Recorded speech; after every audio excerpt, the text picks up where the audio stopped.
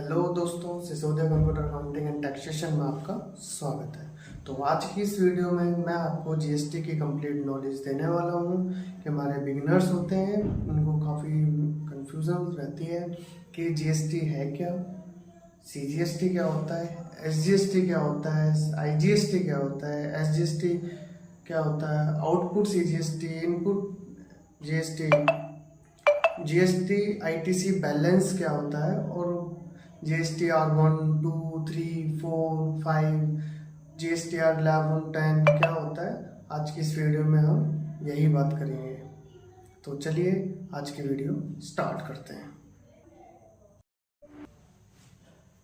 तो अब हम बात करेंगे अपने SGST, CGST, IGST, GST ITC balance, input GST, output GST, GST R1, GST R2, 3B, जैसा कि आप स्क्रीन पर देख पा रहे हैं। तो एसजीएसटी क्या होता है हमारा? एसजीएसटी होता है state goods and service tax, जो कि एक ही स्टेट में बिजनेस करने पर हमारा जो टैक्स लगता है वो लगता है एसजीएसटी एंड सीजीएसटी, जो सेंट्रल गवर्नमेंट और सेंट्रल गवर्नमेंट दोनों के हिस्सों में जाता है। एसजीएसटी होता है state goods and service tax, CGST होता है central goods and service taxes. अब बात करते हैं आईजीएसटी की। आईजीएसटी है क्या हमारा? आईजीएसटी है integrated goods and service tax, जिसका मतलब है कि आप एक स्टेट से दूसरे स्टेट में बिजनेस कर रहे हैं तो हमारा जो टैक्स लगता है जीएसटी में वो लगता है आईजीएसटी। फॉर एग्जाम्पल कि आप हरियाणा में बिजनेस है आपका और सप्लाई आप दिल्ली के अंदर कर रहे हो या पंजाब के अंदर कर रहे हो। जब हम अपने हरियाणा से दिल्ली या पंजाब में अपने गुड्स या सर्विस सेल करेंगे तो वो होगा हमारा integrated goods and service tax. अब बात करते हैं इनपुट जीएसटी की। इनपुट जीएसटी क्या होता है कि इनपुट जीएसटी लगता है हमारा परचेज पर।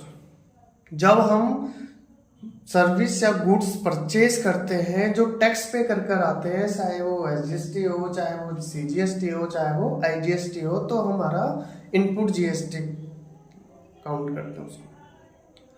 आउटपुट जीएसटी का मतलब होता है कि जब हम सेल कर रहे होते हैं गुड्स या सर्विस को, अगर हम सेल करते हैं देन हमारा आउटपुट जीएसटी आता है। अब बात कर लेते हैं जीएसटी आईटीसी बैलेंस। आईटीसी क्या है? बेसिकली आईटीसी होता है हमारा इनपुट टैक्स क्रेडिट। जब हम, अब एक एग्जांपल के थ्रू मैं आपको समझाता हूँ आईटीसी क्या होता है। जब हम गुड्स या सर्विस परचेज करते हैं तो on the time of purchase हम जीएसटी पे करके आते हैं। जब हम जीएसटी पार्टी को पे करके आते हैं देन वो अपनी रिटर्न फाइल करते हैं और हमारी बुक्स के अंदर, हमारे जीएसटी पोर्टल में एक बैलेंस आ जाता है जो होता है आईटीसी, इनपुट टैक्स क्रेडिट। जो हम टैक्स पे करके आए हैं वो हमारी बुक्स में आ जाता है, हमारे जीएसटी के पोर्टल पर अपलोड हो जाता है। अभी हम आईटीसी की डिटेल में भी बात करेंगे। अभी हम जब जीएसटी R1, 2, 3, 3B, 4 के बारे में, जब हम फॉर्म्स के बारे में बात करेंगे, जीएसटी रिटर्न्स के बारे में बात करेंगे, देन हम अपनी आईटीसी को भी अच्छे से जान पाएंगे। जैसे कि आपको स्क्रीन पर दिख रहे हैं हमारे कुछ रिटर्न्स है। हमारी रिटर्न्स पर्टिकुलर, हमारी डेट कौन सी होती है और डिस्क्रिप्शन क्या है। तो हम जीएसटी R1 की अगर बात करें तो हमारा ये होता है स्टेटमेंट ऑफ आउटवर्ड सप्लाईज। जो हम सेल करते हैं उसके अगेंस्ट में हम जीएसटी R1 फाइल करते हैं, जिसकी लास्ट डेट हमारी इन एवरी मंथ 10 तारीख होती है।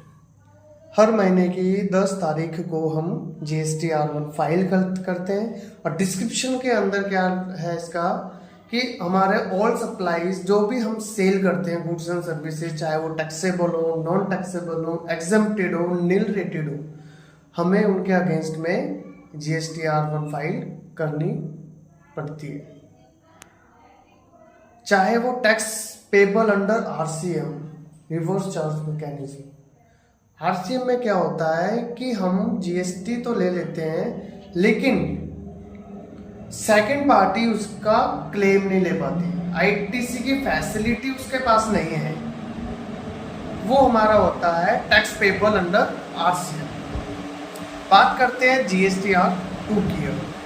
GSTR2 में क्या होता है, स्टेट इनवर्ड सप्लाई, जो हमारे पास सप्लाई आई है, जो हमने खरीदा है, तो उसके अगेंस्ट में एक हमारा auto calculated based on supply GSTR1 और 2A के बेस पर एक GSTR2 एक स्टेटमेंट जनरेट होती है, जिसके अंदर हम जो खरीद कर लाए हैं उसके ऊपर जो टैक्स है वो हमारे इन स्टेटमेंट्स के अंदर शो किया जाता है।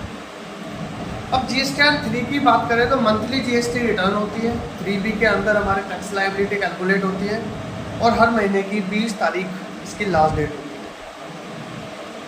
जब हम GSTR1 फाइल करेंगे उसके अगेंस्ट में जो भी टैक्स लायबिलिटी हमारी बनेगी वो GSTR3 में ऑटो कैलकुलेटेड हो जाएगी, अपने आप कैलकुलेट होती है on the basis of GSTR1 और GSTR2 कि आपका ITC क्या है। ITC आपके GSTR3B के अंदर जो टैक्स लायबिलिटी है,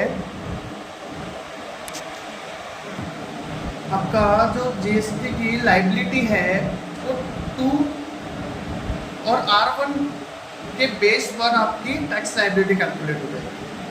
अब बात करते हैं GSTR5 के बारे में। No resident taxable income, NRIs, final return होती है ये हमारी 20 तारीख का, हर महीने की 20 तारीख को हमारी GSTR5 भी रिटर्न फाइल होती है। GSTR goods and service tax return 5 form number 5 जाता है।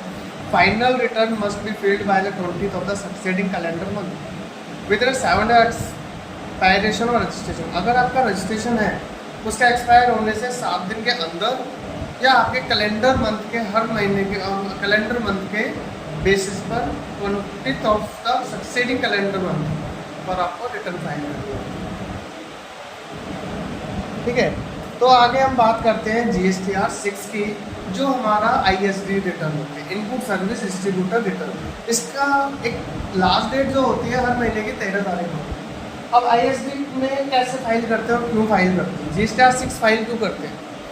सपोज दैट आपकी 2 ऑर्गेनाइजेशन है, एक आपके इंटरिम ऑफिस है, आपका एक कॉर्पोरेट ऑफिस गुड़गांव में है और एक ऑफिस आपका नागौर थाने या मुंबई में लगा सकता है। मुंबई में आपका एक कॉर्पोरेट आपका प्लांट है एंड देन आपका कॉर्पोरेट ऑफिस गुड़गांव के अंदर है।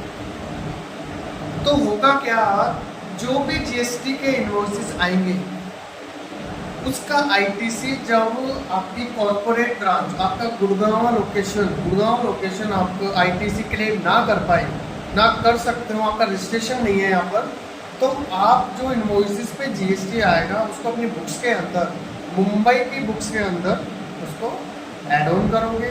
जब हम बुक करेंगे, इनवॉइसेस को बुक करेंगे, GST को अमाउंट को बुक करेंगे, तो हम हमारे मुंबई ब्रांच के लोकेशन उसको बुक करेंगे।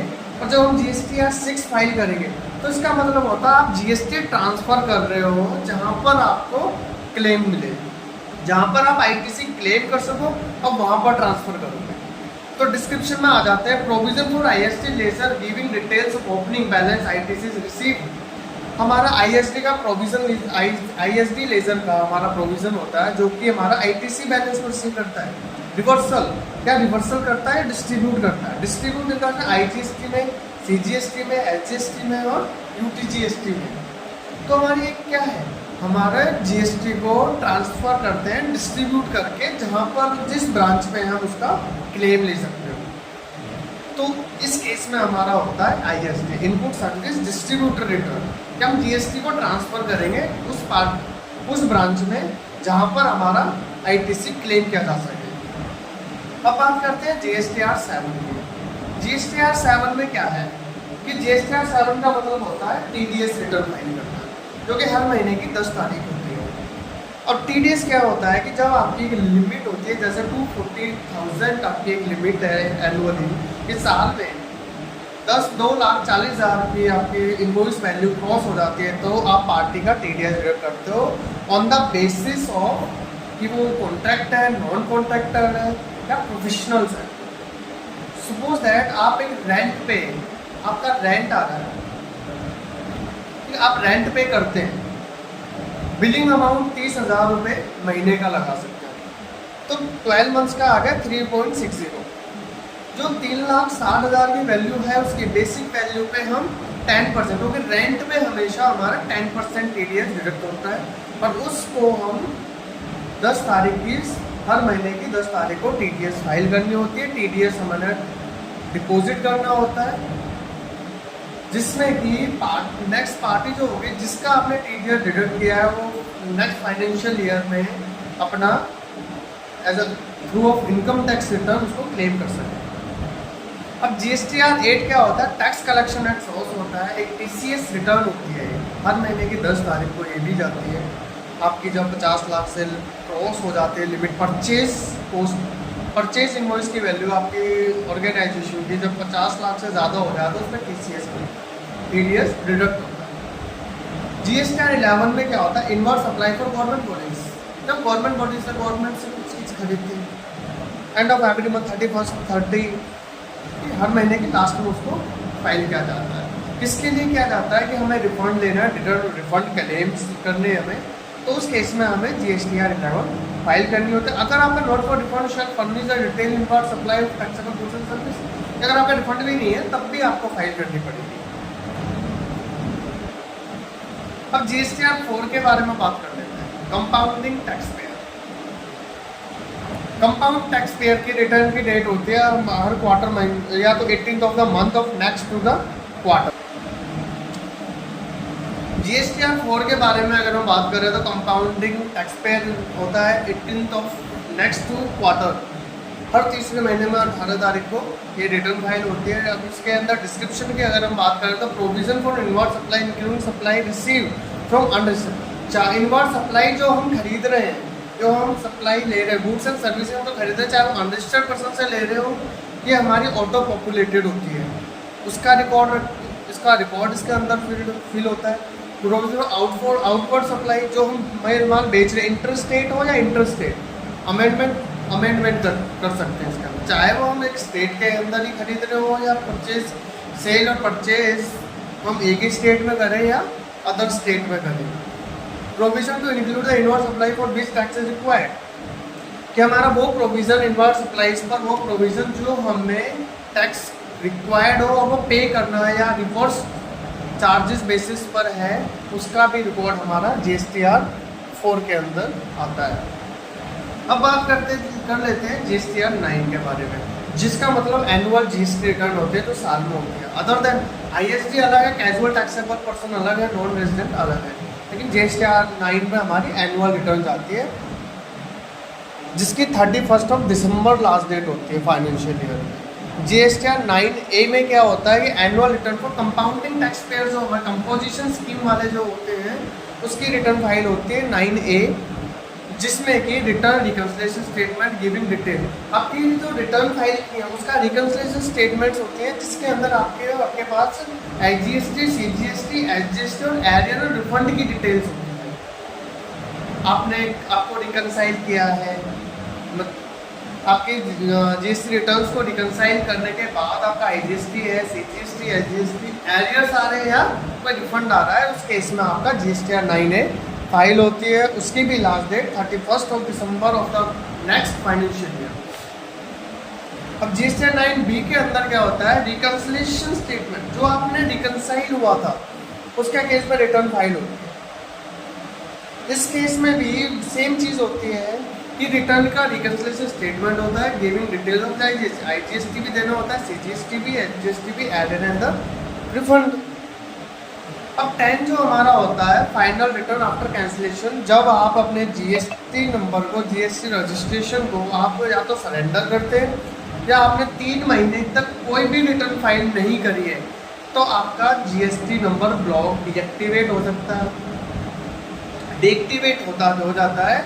उस केस में आपको विदिन 3 months ऑफ कैंसिलेशन आपको रिटर्न फाइल करनी होती है जीएसटीआर 10। अगर आप GSTR 10 रिटर्न फाइल नहीं करते हो तो आपके ऊपर जब भी आप GSTR 10 फाइल करोगे या दोबारा से तो रिवॉक कराओगे GST नंबर को, रजिस्ट्रेशन नंबर को, तो आपको आपके ऊपर एक पेनल्टी लगेगी जो कि मिनिमम 10,000 से की पेनल्टी होती है आपके GSTR 10 को फाइल ना करने पर। तो आपको जब भी आपका GST रजिस्ट्रेशन नंबर सरेंडर करो या आपका कैंसिल हो जाए, उस केस में आप विद इन 3 मंथ्स अपने GSTR रिटर्न 10 नंबर फॉर्म आप फाइल कर दो। तो आज की वीडियो में हमारा इतना ही कॉन्सेप्ट था कि GST क्या होता है, GST के अंदर हमारे SGST क्या है, SGST क्या है, CGST क्या है, IGST क्या है, output GST, input GST, GST ITC balance और GST रिटर्न्स के कुछ फॉर्म्स हमने आज डिस्कस किए। तो आई होप कि वो आपको समझ आए और इससे नेक्स्ट टॉपिक्स पे हम बात करेंगे आपकी प्रैक्टिकली GST रिटर्न्स के मैनुअल क्या होते हैं, GST रिटर्न किस किस तरह से फाइल हो सकती है, हमारे किस फॉर्म को किस तरह से लॉगिन किया जाएगा, किस तरह से फाइल किया जाएगा, उन पर हम डिटेल में बात करेंगे। अब मिलते हैं हम नेक्स्ट वीडियो के अंदर। आई होप कि आपको ये चीज़ समझ आई।